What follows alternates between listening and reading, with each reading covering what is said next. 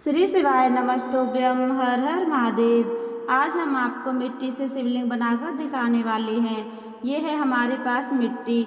इसे मैं पहले से ही तैयार करके रखी हूँ। लगभग यह 3 किलो मिट्टी है। तो इसमें से हम क्या करेंगे, जितनी भी मिट्टी है उसका 1/3 हम निकाल लेंगे।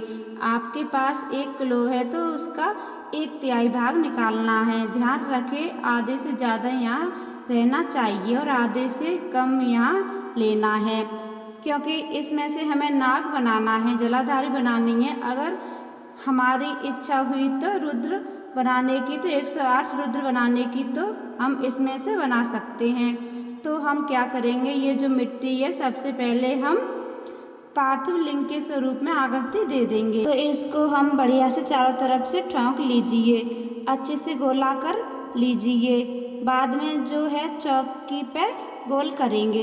इस तरह से देखिए, इस पे हमें हल्का सा पानी लगाकर पोंछना है, इसीलिए ऐसा दिख रहा है। ये देखिए, इस तरह से रोल कर लेना है। पूरा इस बात का ध्यान रखना है कि चौकी पे करें, ज़मीन पे ना करें। ज़मीन पर क्योंकि पैर वगैरह लगता है। अगर आपके पास चौकी नहीं है तो अपनी ज़मीन को गंगा जल से शुद्ध कर सकते हैं और इसके बाद ही ज़मीन पर गोलाई का आकार दें, ठीक है ना। इस बात का आपको विशेष ध्यान रखना है, क्योंकि शुद्धता पवित्रता यही तो है पूजा का महत्वपूर्ण नियम। और इस तरह से जो है ये देखिए, चारों तरफ से आप बनाकर रख लीजिए। बाद में और सफाई देंगे, ऐसा नहीं है, अभी हम इतना ही करेंगे। अब क्या करना है, इसमें से थोड़ी सी मिट्टी लेंगे। इतनी मिट्टी, इस मिट्टी से हम जलाधारी बनाएंगे। ऐसे करेंगे, जब अच्छे से गोल हो जाएगी तो यहीं पे रखेंगे। हाथों से मिट्टी को फैला देंगे, इस तरह से गोल कर देंगे। जितना हो सके उतना ही चिकना करना है। अगर आप गोल ना कर पाएँ तो किसी बर्तन से आप इस तरह से भी कर सकते हैं। अच्छे से हम सेट कर देंगे, पानी की सहायता से चिकना कर देंगे। इसके बाद एक पात्र लेंगे, उस पे हम बेलपत्र रख लेंगे, बेलपत्र की डंडी तोड़ देंगे। इसके बाद फिर हम जलाधारी को उस पर विराजमान कर देंगे।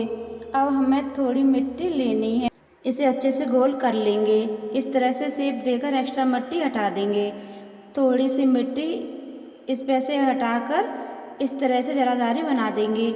इसके बाद देखिए, जलाधारी में हम इस तरह से मिट्टी हटाकर पार्थिव शिवलिंग रख देंगे। इसे पार्थिव शिवलिंग हिलेंगे डुलेंगे नहीं, मजबूत हो जाएंगे। इस तरह से जलाधारी बना देंगे, सुंदर सा आकार दे देंगे। जल लेके चारों तरफ से चिकना कर देंगे। आप जब भी शिवलिंग का निर्माण करें तो उस समय आप महामृत्युंजय मंत्र, श्री शिवाय नमस्तुभ्यं, हर हर महादेव या ओम नमः शिवाय, इनमें से किसी भी मंत्र का आप जाप जरूर करें।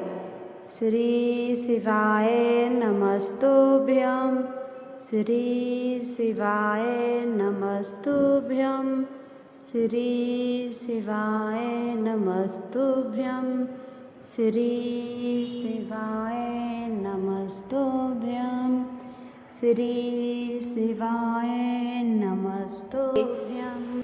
अब हम नाग बनाएंगे। उसके लिए आप चम्मच या चमचा ले लीजिएगा। इससे बहुत ही आसानी से सांप बना सकते हैं। अच्छे से मिट्टी सेट करने के बाद पानी से चिकना कर लेंगे, जिससे दरारें ना पड़ें। इस तरह से मिट्टी निकाल लेंगे। इस तरह से सांप का आकार दे देंगे। बिंदी आकार में मिट्टी लेंगे, इस तरह से आँख बना लेंगे। इस तरह से किसी ताने या माचिस की तीली से छेद करके सांप की जीभ लगा देंगे। इसके बाद फिर हम सांप पर जो डिजाइन बनी होती है वो हम डिजाइन माचिस की तीली द्वारा, रिफिल द्वारा या फिर लोहे की तार द्वारा बना लेंगे। श्री शिवाय नमस्तुभ्यं, श्री शिवाय नमस्तुभ्यं, श्री शिवाय नमस्तुभ्यं। भगवान भोलेनाथ की सबसे छोटी बेटी अशोक सुंदरी को बनाएंगे। इस तरह से हम अशोक सुंदरी बना लेंगे। जहाँ मिट्टी चटकी है वहाँ पानी से चिकना कर देंगे। इसके बाद हम सांप को माचिस की तीली लगाकर शिवलिंग में सांप को टेक देंगे, जिससे हिले ना डुले ना, जिससे हमारा सांप गिरे ना, मजबूत हो जाएगा। जैसे सांप पर डिजाइन बनी है वैसे ही हम पूंछ पर भी गोलाकार में बना देंगे। तो इस तरह से हम शिवलिंग बना लेंगे। इसके बाद फिर हम अक्षत समर्पित कर देंगे। शास्त्रों के अनुसार इनकी पूजा का फल हमें ही मिलेगा, इंद्रदेव ना लेंगे, इसीलिए हम अक्षत समर्पित कर देते हैं शिवलिंग बनाने के बाद। अब देखिए जैसे ये सूखते जाएंगे और भी सुंदर हो जाएंगे। आप चाहे त्रिपुंड भी लगा सकते हैं, मिट्टी के माध्यम से लगा सकते हैं, लकड़ी के माध्यम से लगा सकते हैं। ये हुए फाइनल रूप में हमारे शिवलिंग, आप देख पा रहे हैं। ये एक बढ़िया तरीके से शिवजी बनकर तैयार है। अब आप इनका भव्य तरीके से अभिषेक या पूजन जो भी आपको करने की इच्छा हो आप इन पर कर सकते हैं। किसी भी प्रकार की कठिनाई नहीं है, ठीक है ना। इतना सिंपल तरीके से शिवलिंग बना सकते हैं।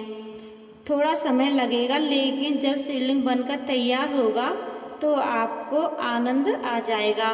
देखने में ठीक है। उम्मीद करते हैं यह वीडियो आपको पसंद आया होगा, यूज़फुल रहा होगा। वीडियो देखने के लिए बहुत बहुत धन्यवाद। फिर मिलती हूँ दूसरे वीडियो में, जब तक के लिए श्री शिवाय नमस्तुभ्यम। हर हर महादेव।